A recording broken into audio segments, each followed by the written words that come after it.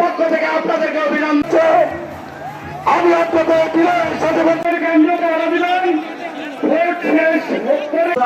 পক্ষ থেকে আন্তরিক অভিনন্দন। যারা মাঠে প্রবেশের দিকে এই ঘাটালে কোন অন্যবাদকার কর্মী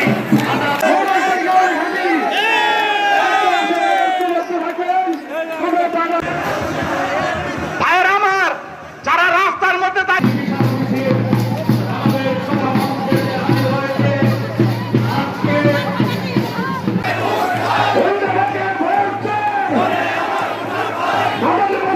বসবাস করতে চাই, যদি তার ব্যক্ত করেন আমরা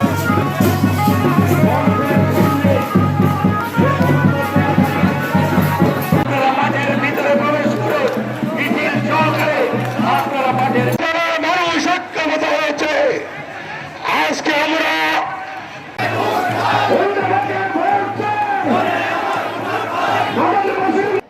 আমাদের টার্গেট হলো যে বাইরের কোন লোককে আমরা ঘাটালের মানুষের উপর শোষক হিসাবে দেখতে চাই না।